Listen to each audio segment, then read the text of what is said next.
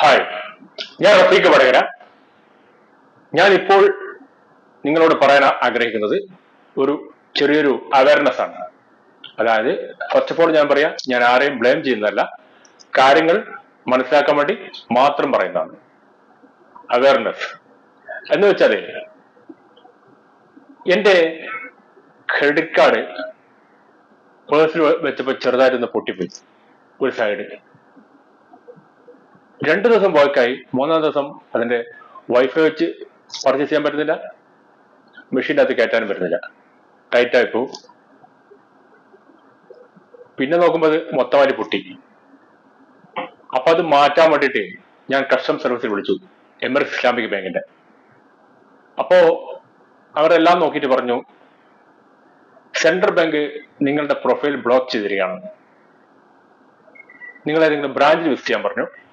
അപ്പം Abu Dhabi മാളിനകത്തുള്ള 10 to 10 open ചെയ്യുന്ന Emirates Islamic ബാങ്കിൽ പോയപ്പം അവർ ചെക്ക് ചെയ്തു. അവർ പറഞ്ഞു, നിങ്ങളുടെ സെൻട്രൽ ബാങ്ക് നിങ്ങളുടെ പ്രൊഫൈൽ ബ്ലോക്ക് ചെയ്തിരിക്കുകയാണ്, അത് അൺബ്ലോക്ക് ആയി കഴിഞ്ഞാൽ മാത്രമേ നിങ്ങൾ ഇത് കിട്ടുള്ളൂ.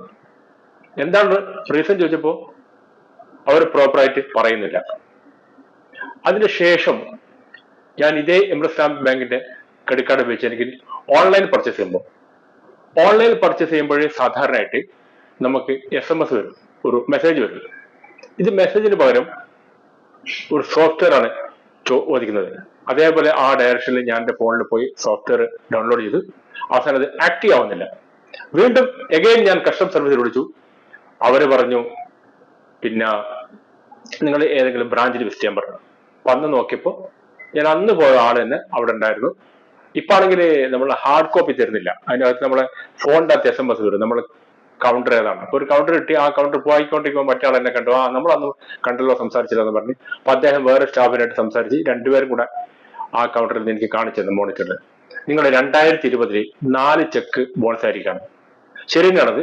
കാരണം ഞാൻ എൻ്റെ ഒരു ബന്ധുക്കാരന്റെ കൂടെ ഷാർജയിൽ റിയൽ എസ്റ്റേറ്റ് ഫീൽഡിൽ ബിസിനസ് ചെയ്തിട്ടുണ്ടായിരുന്നു മുമ്പ്, ജസ്റ്റ് ലൈക്ക് എന്താ പറയാ, സ്ലീപ്പിംഗ് പാർട്ണർ. അപ്പോ അന്ന് അവൻ എന്റെ ചെക്ക് ഉപയോഗിച്ചു, കുറെയൊക്കെ പാസ്സായി പോയി, 3-4 റിജക്റ്റ് ആയിട്ടായിരുന്നു. അതിന്റെ കാരണത്താലാണ് പ്രൊഫൈൽ ബ്ലോക്ക് ചെയ്തിരിക്കുന്നത്. സംഭവം 2020 6 വർഷം കഴിഞ്ഞു, ഇപ്പോഴും സ്ട്രഗിൾ ചെയ്തുകൊണ്ടിരിക്കുകയാണ്. അതുകൊണ്ടാണ് നിങ്ങൾക്ക് ഇന്ന് മൊബൈൽ ആപ്പ് അങ്ങനെ ആവാൻ പറ്റത്തത് എന്ന് പറഞ്ഞു. അപ്പം ഞാൻ എന്ത് ചെയ്ത്, എൻ്റെ ഒരു പഴയൊരു റൂംമേറ്റ് ഉണ്ട് ഇവിടെ, സെൻട്രൽ ബാങ്കിൽ വർക്ക് ചെയ്താണ്. അദ്ദേഹത്തിനെ വിളിച്ചപ്പോൾ അദ്ദേഹം പറയും, ഇപ്പൊ എല്ലാ കാര്യങ്ങളും ബാങ്കിലെ ആൾക്കാർ വന്നിട്ട് ഡിസ്റ്റർബൻസ് ആകുന്നുണ്ട്, ആരും തന്നെ ഇവിടുന്ന് ചെയ്യുന്നില്ല. അങ്ങനെ ഞാൻ ഈ സെൻട്രൽ ബാങ്കിന്റെ ഔട്ട്സോഴ്സ് ആയിരിക്കുന്ന സെറഡെക് എന്ന് പറയുന്നൊരു ഔട്ട്സോഴ്സിൽ ഞാൻ വിളിക്കാൻ വേണ്ടി ശ്രമിച്ചു. അതൊരു ഹോട്ട്ലൈൻ നമ്പറാണ്, കാലത്ത് 8 മുതൽ 3:30 വരെ മാത്രം ഒരു കസ്റ്റമർ സർവീസ് നമ്പർ. ആ സമയത്ത് മാത്രമേ അവർ ആൻസർ ചെയ്യുള്ളൂ. പിന്നെ അതിൽ എഴുതിയിരിക്കുന്ന ഡ്യൂട്ടി ടൈം 3:30 വരെയാണ്, സാറ്റർഡേ ഓഫാണ്. അപ്പൊ ഞാൻ അതിനകത്ത് കണ്ടൊരു ഇമെയിൽ ഐ ഡി കണ്ടു, അതിൽ ഞാൻ മെയിൽ അയച്ചു. പിറ്റേ ദിവസം ഒരു notification email, automatic notification email മാത്രം വന്നു, വേറൊന്നും ആയില്ല. പിന്നെ ഞാൻ അങ്ങോട്ട് പോയില്ല, ഒരു ദിവസം പോയി നോക്കേണ്ടിയിരിക്കുന്നു. പക്ഷെ ബാങ്കിലെ ആള് പറയാന്ന്, ശരിക്കും ഞാൻ പറയാൻ പാടില്ല, എന്നിരുന്നാലും പറയാം. ഈ ബന്ധം ഞാനാണെങ്കിൽ ശരി, ഞാനെന്ത് ചെയ്യുന്നറിയാം, ക്ലോസ് ചെയ്തിട്ട് വേറെ ബാങ്കിലെ അക്കൗണ്ട് ഓപ്പൺ ചെയ്തോളൂ, അതാണ് ഏറ്റവും ബെറ്റർ സൊല്യൂഷൻ. പറഞ്ഞു വരുന്നത് വെച്ചാൽ 2020 4 ചെക്ക് റിജക്റ്റ് ആയതാണ് ഇന്നും ഞാൻ സ്ട്രഗിൾ ചെയ്തുകൊണ്ടിരിക്കുന്നത്. അതുകൊണ്ട് ഞാൻ പറയുന്നത്, എത്ര കുടുംബമാണെങ്കിലും എത്ര ഫ്രണ്ട്സ് ആണെങ്കിലും ചെക്ക് കൊണ്ടൊന്നിരിക്കലും കളിക്കരുത്, ബാക്കി എല്ലാ സഹായം ചെയ്തോളൂ. കാരണം ഇവിടെ ജീവിതത്തിലെ പല ആൾക്കാരുണ്ട് പൈസ വാങ്ങിച്ച് കടം കൊടുക്കാത്തവര്. പിന്നീട് നമ്മൾ ചോദിച്ചാലും നമ്മൾ അവരോട് പൈസ മേടിച്ചവരാണ് അവരുടെ സംസാരവും കാര്യങ്ങളൊക്കെ.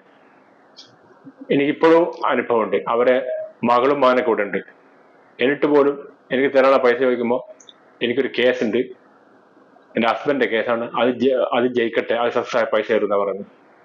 അങ്ങനെ പല ആൾക്കാർ, പല കോലങ്ങൾ. അതുകൊണ്ട് അവയർനെസ്, നിങ്ങൾ ആർക്കും തന്നെ എന്തു കൊടുത്താലും ചെക്ക് കൊടുക്കരുത്. Okay, thank you. Rafeeq Vadakara.